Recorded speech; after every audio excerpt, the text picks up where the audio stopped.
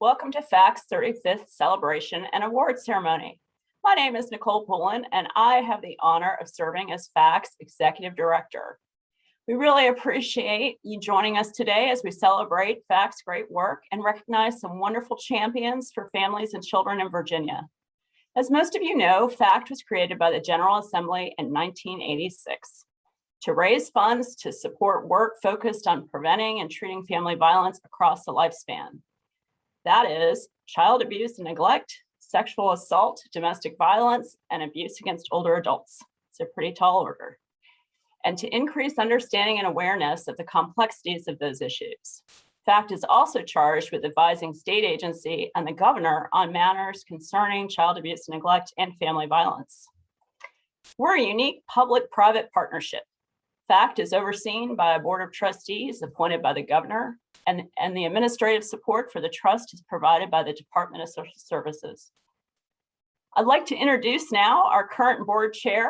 Allison Lawrence has served on the board for over 4 years, and she's bravely taken on the role of chair to lead us through our 35th year. I'm pleased and honored to have her. Allison? Thanks so much, Nicole. And once again, thank you all for joining us today. In the last few years, FACT has shifted our priorities to focus more holistically on the topic of family violence by seeing our work through what we call a trauma lens. The shift included moving away from supporting more direct individual services to supporting more community-based network building work. The goal of this is to promote a collective impact model for how we see and address trauma to children, adults, and families. Collective impact models are an intentional way of working together and sharing information for the purpose of solving a complicated problem. We believe that supporting this approach is more likely to solve the complex problems of trauma than if a single program were to approach the issue on its own. Providing support for this collective impact work has come in different ways from FACT. We have provided financial support to help establish, maintain, and provide technical assistance to community-based coalitions created to address the issue of trauma exposure. In Virginia, those groups are called Trauma-Informed Community Networks, or TICINs. The Virginia TICINs are a multi-sector coalition of networks throughout the Commonwealth focused on building resilience and preventing and mitigating the impact of trauma in their communities and creating a more trauma-informed and resilient culture throughout the Commonwealth. FACT has taken the lead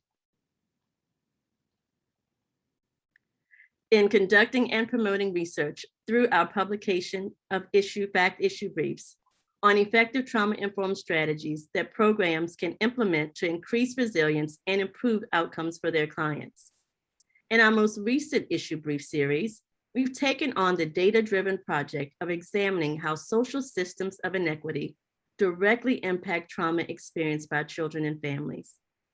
We know from over 30 years of public health research that the issue of individual, family, and community trauma has a huge financial impact on society. Effectively addressing these issues head-on could save our Commonwealth billions of dollars, in addition to countless suffering. Trauma is intergenerational. Because of our broad focus across the lifespan, FACT is uniquely positioned to address it. Now, let's hear from some of our partners and stakeholders about FACT's work. Greetings, I'm Valerie Boykin, Director of the Virginia Department of Juvenile Justice, and it is my distinct honor to congratulate the Family and Children's Trust on 35 years of service to the Commonwealth. Your work to combat domestic violence and to promote safety and security for children exposed to trauma is both remarkable and outstanding. We certainly appreciate all that you've done for Virginia's children and families. FACT is the only organization in Virginia that addresses family violence and trauma across the lifespan. And as we have learned more about trauma and its impact on public health, how it affects children, how it affects people into adulthood as they form new families, how it contributes to behavioral health problems, substance use, violence, risky behavior in teams, FACT has been at the table as a key partner, coordinator, and leader in making our systems more trauma-informed. The fact program is a real leader in supporting trauma-informed response and care in Virginia communities through grant funding and through their publications and advocacy for trauma-informed care in responding to families and children and clients who come for help and services with trauma. And so it's a really important resource that they bring to the Commonwealth. In my role on the committee, I have had the good fortune to work collaboratively with members of organizations across Virginia who are committed to the safety and well-being of children. We come from a variety of perspectives and practice areas, but we share one common goal. How can we ensure that every child in Virginia can grow up safe and loved, that their caregivers and the other adults who work in their lives can get the support and education and opportunity they need and deserve? And what trauma-informed means to me is an awareness of what other people may be going through, and having empathy and listening closely and offering up different ways that we can provide support. We are working collaboratively with partners, our community-based service organizations, our educators, our healthcare leaders, to address root causes of issues that we continuously see pop up.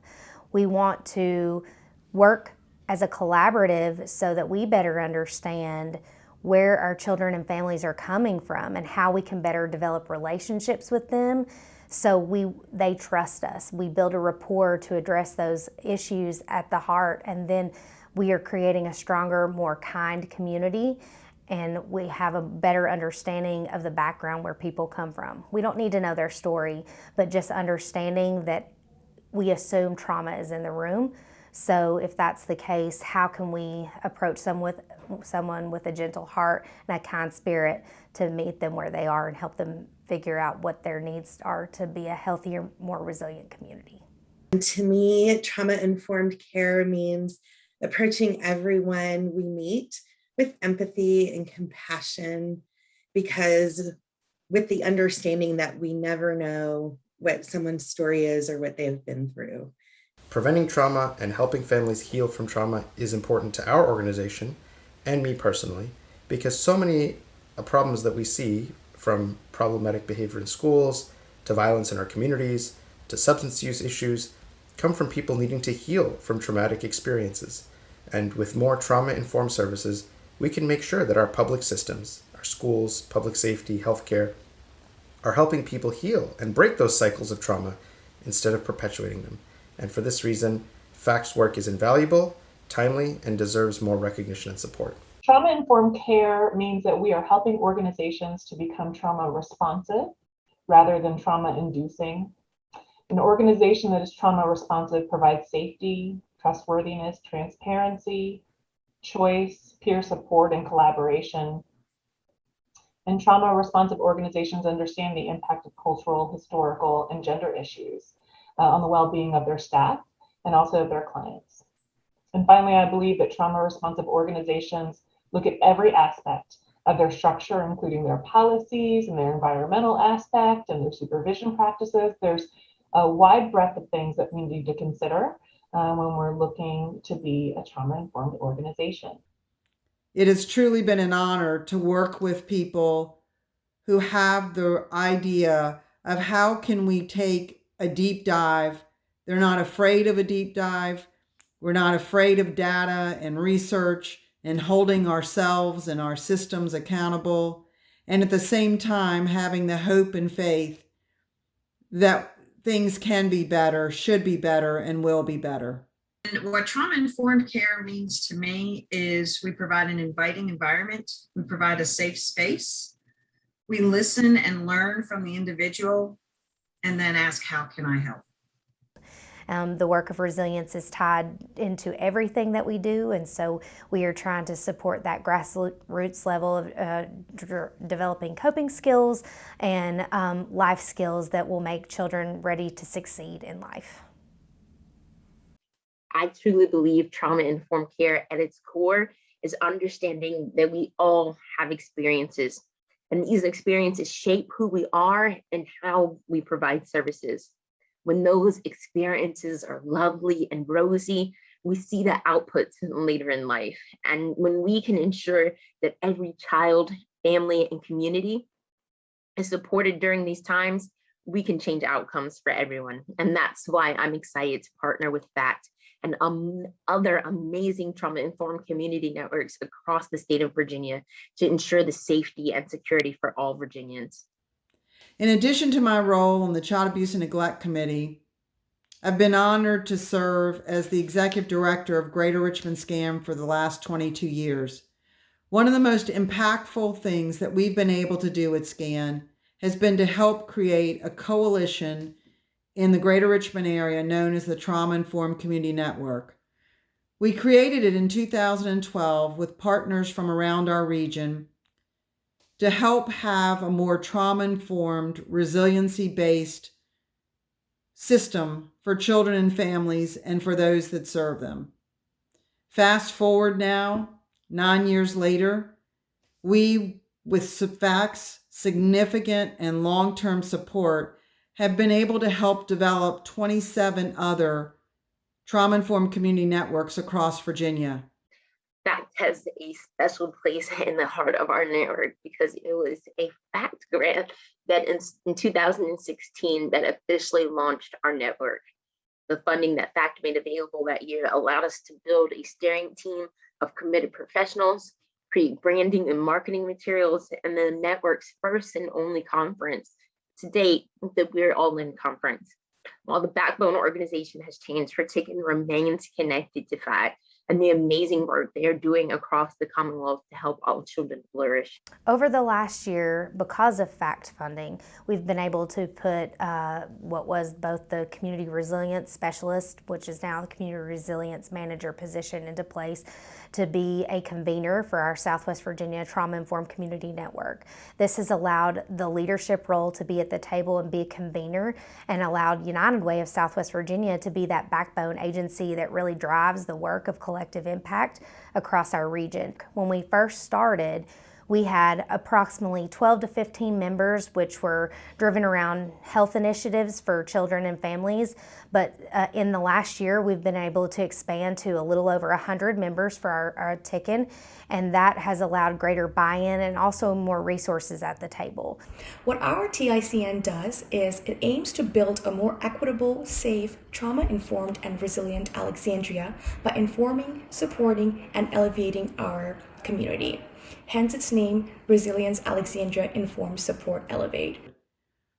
FACT from the beginning has noted and appreciated the importance of collaboration, not at a surface level, but in a deep way, where people truly have to work together, do that hard work of looking for ways forward that really do include everyone.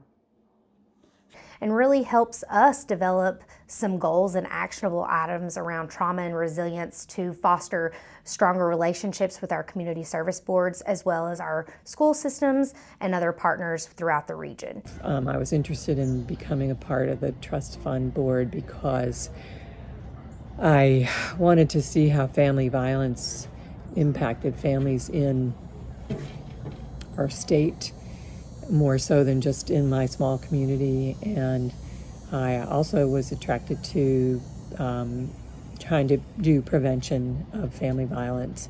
I am excited about the conversations that are happening now around the trauma-informed care networks and the fact that they are being established around the state, because I truly feel that there is a need for local solutions to prevention and trauma and violence issues that can be solved at a state level.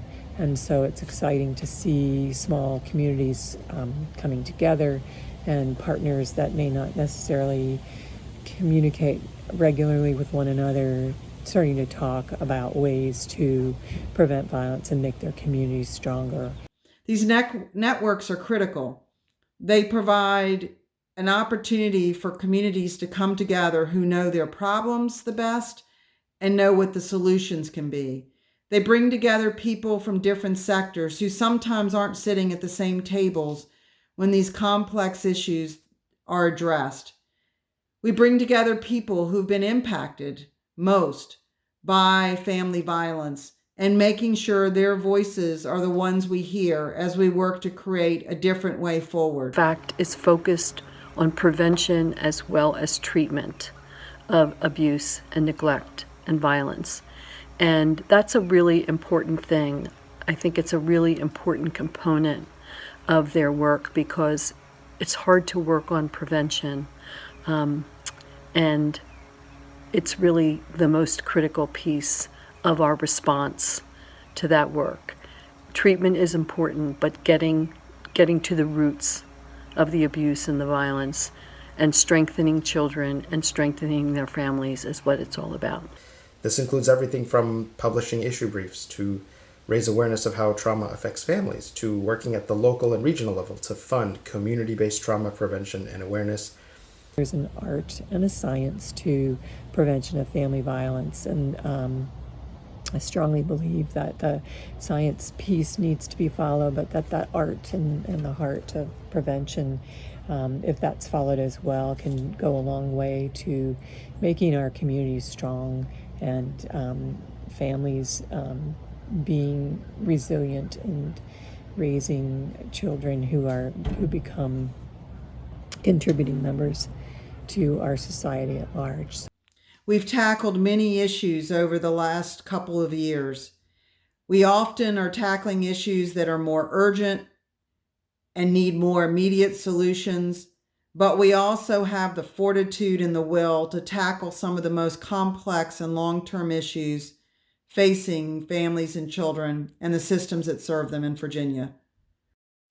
In 2021, FACT offered a unique opportunity to strengthen economic supports for families in our communities. We partnered with a local organization who serves directly with families and children's communities and schools of Hampton Roads. And so how the FACT funds would help us is that we're able to reach families differently, meaning that we're able to essentially meet needs that we come across on a daily basis. So whether that be clothes needs, or whether you need assistance with transportation or rental assistance, we're able to help them in a different manner. Normally, we would refer our families out to other organizations that are sometimes have exhausted their funds, but because we have the accessibility of these funds in our discretion, we're able to meet the need directly. And so it's definitely a different way for us to help families and definitely help the students that we serve. Through FACT funding, we've also been able to implement a COVID-19 resource guide that was requested upon us when we first received our funding last fall. That resource guide was distributed to children and families, other nonprofits throughout our region, our school districts, and other entities that have been able to utilize that to connect with mental health services in our region, as well as expand our Southwest Virginia Trauma-Informed Community Network. So through RAISE, we were able to receive the Emergency Funds Grant. Our clients who were survivors of domestic and sexual violence were able to use it towards their rental payment, car payment, and utility as well, which they really highly appreciated. They've been at the forefront of creating awareness of trauma-informed care and resilience with it, looking at it through an equity lens. And again, they've made a commitment, not only in terms of funds, but really in terms of determination and a willingness to see this through. It is the FACT program in Virginia addresses abuse and violence across the lifespan. So focusing on child abuse, focusing on intimate partner violence, on sexual assault, on elder abuse. And so that's a wide range. And an important one because it does include the life cycle. I also want to say that the Department of Juvenile Justice really appreciates the guidance and support that FACT has given to our agency as we have worked with you to establish a special fund within the FACT family to support children exiting our juvenile correctional centers and returning to their communities. Many of our young people have also been exposed to violence in the homes and trauma in their homes and communities. and are in need of services as they go home to rebuild their lives. And so we appreciate the work that FACT has done to allow us to collect a special fund for those young people exiting our system who are not eligible for other resources that will help them to develop safe and secure reentry into the communities. FACT's funding has been critical, but even more critical has been their commitment to creating a more trauma-informed Virginia. They've done it through a variety of ways, from briefs that help elevate issues of equity and resilience, the need for trauma-informed work and education now more than ever, and also by recognizing the power of coalition building and what it can do to build a real safety net for children and families across Virginia. And then recently, through FACT funding and a collaboration with in partnership and blended and braided funding, both from United Way of Southwest Virginia, the Virginia Early Childhood Foundation, as well as Ballad Health, we've been able to expand our work and to start a pilot program with a trauma-informed schools initiative, where we ultimately hope to create a trauma-informed schools designation for our Southwest Virginia schools in our region. Happy 35th anniversary, FACT. Thank you for preventing trauma and adversity in children and ensuring they have bright futures. We look forward to what's to come in the next 35 years. Thank you for partnering with Voices for Virginia's Children. It is my pleasure to be here on behalf of the network to wish a happy anniversary to the Family and Children Trust Fund, more commonly and lovingly known as FACT. And on behalf of Families Forward Virginia, the Virginia chapter of Prevent Child Abuse America, I want to say happy 35th anniversary to the Family and Children's Trust Fund of Virginia. So congratulations to the FACT Board for 35 years of great work in Virginia and with Virginia communities. Again, I thank you so much for your service and congratulate you on 35 years. I wish you many, many more. So happy anniversary, FACT, and to another 35 years of prevention work. So thank you, FACT. Thank you on behalf of families that we have been able to serve. Thank you on behalf of partners we've been able to serve with. Thank you for understanding that the complexities of the systems that serve children warrant a thoughtful, long-term, inclusive process to make significant change.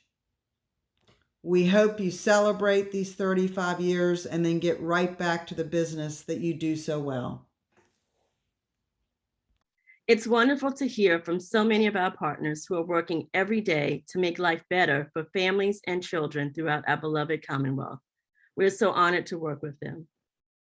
Now, let's shift our focus to some other leaders in the Commonwealth who have worked tirelessly over the years to improve the lives of so many.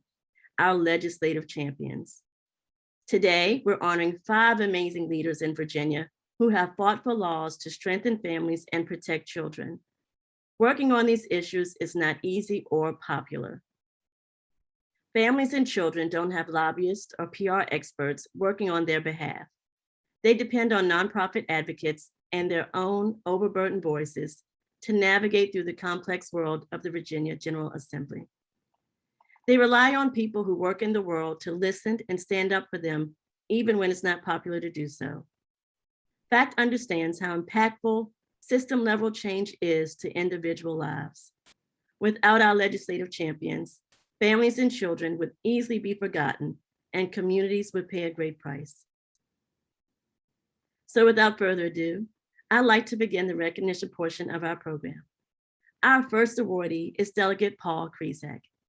Delegate Kriezek has represented the 44th House District since 2015. He is also a former FACT board member and has been a champion for FACT and families and children during his time serving in the Virginia General Assembly and many years before. We are so honored to recognize him. Delegate Kriezek. Thank you very much. My name is Paul Krizek. As you heard, I'm the delegate from the 44th District, Southeastern Fairfax County, and a proud former member of the FACT board for 8 years. And I'm very honored, extremely honored really, to be a recipient of the Family and Children's Trust Fund FACT 35th Anniversary FACT Award. I think it's terrific, and those 35 years certainly have flown by. And I want to thank you very much for this recognition. I want to thank the chair, Allison Lawrence, and all the board members, a number of whom are on this Zoom today, and the executive director, Nicole Poulin, who I know how hard that work is to do. It's because you're the only employee of the trust fund, and you all work so hard. And I would also like to thank all of the former board members like myself and the many dedicated Virginians who served on the board since its inception. You know, without them, we wouldn't be here today. They laid the foundation for all this spectacular work that you're doing now, and you heard through those strong testimonials, that great video about the efficacy of FACT's work. Imagine a Commonwealth without FACT these past 35 years. It would be a much grimmer place for too many victims of family violence and those local community-based organizations and networks that you just heard from without FACT's support. Instead, FACT has provided millions of dollars of donated funds focused on efforts to address family violence prevention and treatment from children to the elderly. And many of the trust funds around the country don't have that big of a remit. They don't go from children to elders in the community as well. Fighting to prevent and address family violence is something that has always been at the forefront of my mind, and a lot of that's due to my 8 years on FACT. I learned a lot, and it's been very beneficial to my service in the General Assembly, and also in my professional career as a nonprofit attorney, working for a charity dedicated to empowering domestic abuse survivors and their families, and really working to help them find safe places to live, which is a difficult part of it, the housing component too. One of the bills I introduced and passed a few years ago strengthens the penalty on those who use technology like LoJack, and now, frankly, you can use your smartphones and everything to track their victims. And judges could only slap these criminals on the wrist with a small fine, these abusers, and now they can be incarcerated, and that gives their victims an opportunity to go out and find a new safe place to live with less fear of being discovered, which is very important. As I said, it was an honor to serve on that Family and Children's Trust Fund for 8 years, appointed by our two senators who were the governors then, Mark Warner and Tim Kaine. And to see what FACT is doing today with its new initiatives focusing on trauma-informed care and oversight of the Child Abuse and Neglect Advisory Committee is really exciting, and far more than we ever expected back in those days. And to see how far you've come, it makes me very proud of that early service on this very important board.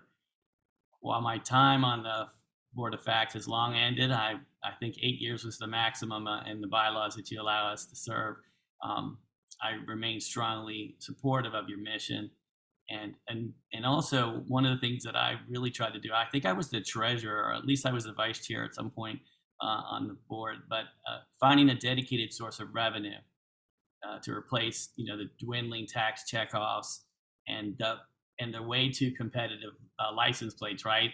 That income from the license plates, at one point, I think we were bringing in $300,000-400,000 a year. I don't know what it is today, but I know it's a lot less than that. And that's because back in my day, there was only a handful of those kinds of license plates. Now I think there's dozens. And if you go to the DMV, it's hard to find the FACT plates. And I know FACT has a few, and I always promote. And I still have the hand plate on my actually it's on my wife's car, because I have my delegate plates on mine. So in my current role as a member of the Appropriations Committee and the General Laws Committee, I was very proud to negotiate for a portion of funds gathered from future casino revenue in the Commonwealth to go towards the Family and Children's Trust Fund. And that should be, this time next year, we'll be having the first casinos will be opening.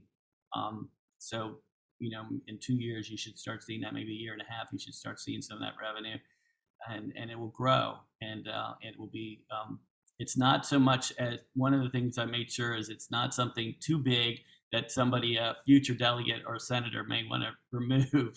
So we try to stay under the radar, and it's definitely a bipartisan effort, and we got support from both sides of the aisle and both bodies. Now, this I just want to say, as you all have mentioned, and it's been a tough couple years with the COVID pandemic, but you could only imagine, and I can imagine the hardships faced by families who don't experience peace at home. And it more than ever now, FACT's mission to support at-risk families is important. And lastly, I want to tell you a little story. It was my state senator, the late Senator Joe Garland, from my home here in Mount Vernon, who was the one who put forth the legislation 35 years ago to create the Family and Children's Trust Fund back in 1986. And when I was a young man, and I don't know, he saw something in me that I didn't realize, and I was at the University of Virginia, and he said, come on down to Richmond and spend a week following me around and see what it's like to be in the General Assembly. You may want to think about joining our august body one day. And I kind of laughed and said, yeah, we'll see. But I had a great time. I learned a lot from him. And when I had a chance to ask Governor Warner to appoint me to the FACT board, I wanted to do it because, not just because of its importance and its potential, but because it was Senator Garland's legislation that created it. He was a great man. He served in the Senate for 28 years. He chaired what was then called the Rehabilitation and Social Services Committee. He was really a giant in the human services world, and left a legacy of compassion and care that I endeavor to follow and continue as I serve in the House of Delegates, and now entering my 4th term. So I still have 20 more years to go to get to hit Senator Garland's record. I want to thank you again for this honor. I really am truly humbled to receive it, and I'll never stop fighting to support your life-saving efforts, life-affirming efforts, really, to strengthen Virginia's families and the positive impact that you all are doing to making on our communities across the Commonwealth. And I want to say happy birthday, FACT, 35 years. Congratulations, and thank you very, very much. It's quite an honor. I really appreciate it. Thank you so much, Delegate Kriezek, for your kind words and remarks. Our next awardee is someone who served the greater Richmond area for 11 years in the House of Delegates and 4 years in the State Senate. Senator Jennifer McClellan has been a leader on a variety of issues directly affecting families during her entire tenure. We're honored to recognize her, but unfortunately, Senator McClellan was not able to join us today due to a scheduling conflict, but she has given us a video. Thank you to the Family and Children's Trust of Virginia for awarding me your 35th Anniversary FACT Award. I'm so grateful for your work addressing family violence and trauma across the lifespan in Virginia, and I'm honored to be a partner in this movement. Child abuse and neglect have no place in our Commonwealth. As a mother of 2 young children, I know how important it is to keep every child safe. As a leader and a public servant, I have worked diligently to promote the safety and well-being of children and families.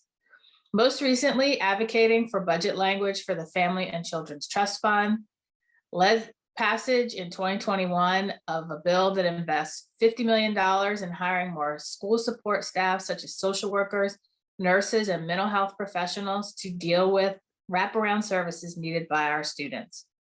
I've supported legislation banning conversion therapy for minors. I've introduced and passed legislation to define and address bullying in our schools. I've made it easier for children who are the victim of sexual assault to bring their perpetrators to justice. But there's still a lot of work to do for our children and families in Virginia. I will work to pass paid family medical leave, affordable childcare, raise the minimum wage, and continue to address violence against our children and our families. Together, we can make sure that every individual in Virginia can live free from fear of family violence and trauma. I look forward to partnering with you in this important work going forward. And I thank you again for the award. Happy 35th anniversary, FACT, and thank you again for all of your work. So much, Senator McClellan. Our next awardee is Delegate Chris Peace. Delegate Chris Peace served in the House representing the 97th District from 2006 to 2019. During his time in office, he put forth legislation and promoted policies that strengthened families and protected children. Delegate Chris Peace stood steadfast in the corner of promoting the common good during his time in office and continues to do so today. We're so honored to recognize him this year. Delegate Peace. Thank you so much, Allison. It's really wonderful to see so many familiar faces, particularly my good friend, the gentleman from Northern Virginia, Paul, it's great to see you. You are a very worthy recipient of this award. I sort of feel humbled to be in your presence. You've done so much for this wonderful organization in its 35 years. I wish you Godspeed in the new session as you continue your fight and advocacy, particularly on appropriations for the welfare of our young people in the Commonwealth. I am reminded of that motion by the Senate where they want the state of the Commonwealth to have 1,000 copies printed. If I can make a motion to have Allison's introduction of me printed in that regard, I would appreciate it. She does me too much kindness in her introduction. I certainly miss being a part of the policymaking, but I've been able to shift my focus and advocacy for children to the courtroom. I've been very active in the Richmond region in juvenile and circuit courts, advocating on the behalf of the best interests of children.